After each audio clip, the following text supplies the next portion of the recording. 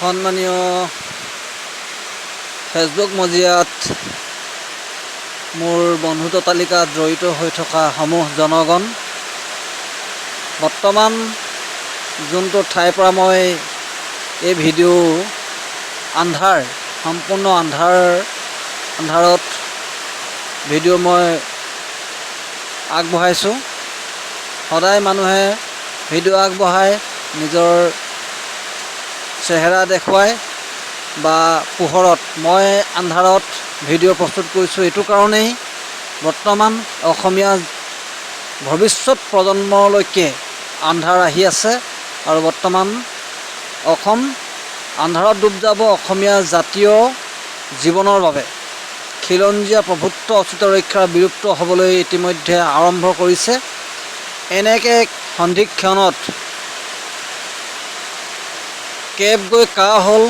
কা আন্দোলনত অসমৰ বিভিন্ন জাতীয় দল সংগঠন জাঙুৰ খাই উঠিছিল আৰু স্বতঃস্ফূৰ্তভাৱে ৰাইজ ৰাজপথলৈ ওলাইছিল। ইয়াৰ মাজতে আমাৰ এই কা আন্দোলন বা এই কা বাতিল কৰিবলৈ যি কা আন্দোলন গঢ়ি উঠিছিল, ইয়াত 5জনকৈ যুৱকে শ্বহীদ বৰণ কৰিবলগীয়া হৈছিল। ইয়াৰ পৰৱৰ্তী সময়ত কা আন্দোলনৰ গুৰি ধৰোঁতা অখিল গগৈকে প্ৰমুখ্যকৈ বিভিন্নজনক কাৰাৰুদ্ধ কৰি ৰাখিলে। বৰ্তমান কৰোনাই সমগ্ৰ পৃথিৱীত গ্ৰাস কৰিছে। সজাগ সচেতনৰ কথা কৈ বিজেপিয়ে বৰ্তমান সময়ত যি অচলা অৱস্থা পৰিস্থিতিৰ সৃষ্টি কৰিছে কৰোনাৰ সুযোগ লৈ, এয়া অতিকৈ দুৰ্ভাগ্যজনক কথা। কিছুমান মানুহক কাৰাৰুদ্ধ কৰি কৰোনা ভাইৰাছ দূৰ কৰিব নোৱাৰে আৰু অসমৰ সমস্যা সমাধান কৰিব নোৱাৰে। এইটো সন্দৰ্ভত বিভিন্ন সময়ত আমাৰ প্ৰচাৰ মাধ্যমসমূহে ইতিমধ্যে বাতৰি প্ৰকাশ কৰি গৈছে। তথাপিও এইখন শাসনাধীষ্ঠ চৰকাৰখনৰ কোনো গা লৰা আমি পৰিলক্ষিত হোৱা নাই, যিয়েই সঁচা অৰ্থত জাতিৰ স্বাৰ্থত মুকলিকৈ গণতান্ত্ৰিক প্ৰক্ৰিয়াৰে নিজৰ বাৰ্তা আগবঢ়াই তেওঁকে গ্ৰেপ্তাৰ কৰে। কেৱল মানুহক কাৰাৰুদ্ধ কৰি অসমৰ যিটো জাতীয় সমস্যা, এই সমস্যা কেতিয়াও সমাধান কৰিব নোৱাৰে বুলি ইতিমধ্যে ইতিহাসে প্ৰমাণ কৰি আহি আছে বাৰে বাৰে। 1826 চনৰ পৰা বৰ্তমানলৈকে বহুতক কাৰাৰুদ্ধ কৰা হ'ল, বহুতক ফাঁচি দিয়া হ'ল আৰু বহুতক কাৰাগাৰতে বিভিন্ন অজুহাত দোহাই দি মৃত্যুৰ মুখলৈ ঠেলি দিয়া হ'ল। কিন্তু অসমৰ সমস্যা আজিও সমাধান নহ'ল।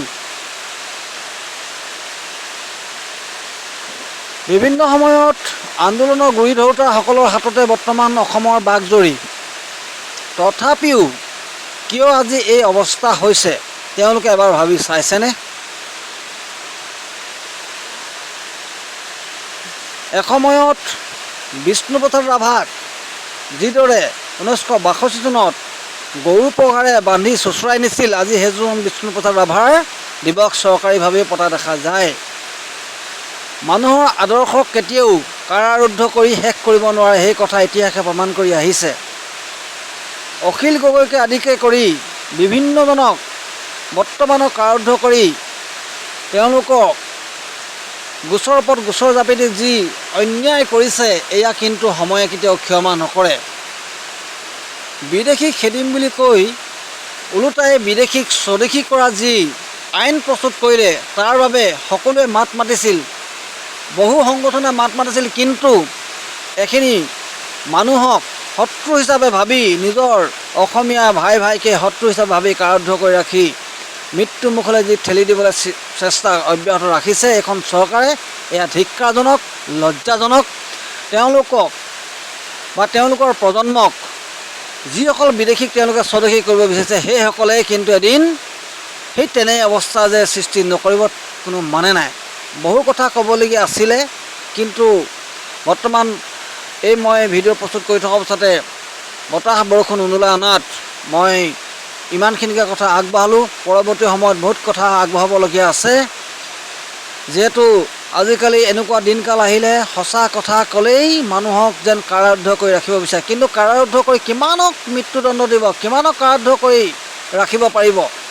যিসকলে কাৰাৰুদ্ধ কৰি ৰাখিবৰ কাৰণে আইনক নিজৰ স্বাৰ্থত বা দলৰ স্বাৰ্থত ব্যৱহাৰ কৰিছে, সেইসকলেও মনত ৰখাৰ প্ৰয়োজন যে তেওঁলোকৰ ভৱিষ্যত উঠি অহা যিসকল প্ৰজন্ম আহিব, সেইসকলেও কিন্তু বা সেইসকলক ভৱিষ্যতৰ প্ৰজন্মই কিন্তু কেতিয়াও ক্ষমা নকৰে, সেই কথা স্পষ্ট। মই বৰ বেছি কথা নকওঁ। আন্ধাৰত মই প্ৰথমটো ভিডিঅ' আপোনালোকলৈ আগবঢ়াইছোঁ, কাৰণ কেলৈ অসমীয়া জগতখন বা অসমীয়া ভৱিষ্যতখন আন্ধাৰ নামি আছে। গতিকে মই এই আন্ধাৰৰ যোগেদি এটা বাৰ্তা দিব খুজিছোঁ সমগ্ৰ অসমবাসীক যে অনাগত দিনত যদি নিৰ্বাচন হয়, এই নিৰ্বাচনত আপোনালোকে সঠিক প্ৰতিদ্বন্দ্বীক, সঠিক দলক ভোট দি জয়যুক্ত কৰিব লাগিব। এতিয়া হয়তো প্ৰশ্ন আহিব পাৰে আপুনি কাক ভোট দিব। কংগ্ৰেছেও তেনেকুৱা কৰিলে, অগপেও তেনেকুৱা এটা কাণ্ড হ'ল, বিজেপিও এনেকুৱা কাণ্ড কৰিলে আৰু বিজেপিক অগপাই বুকুচা তুলি ল'লে। গতিকে ভোট কাক দিব, ইয়াক লৈ ৰাইজ বিমোদ পৰিব। গতিকে নতুন দলৰ প্ৰয়োজন আছে, আঞ্চলিকতাৰ প্ৰয়োজন আছে।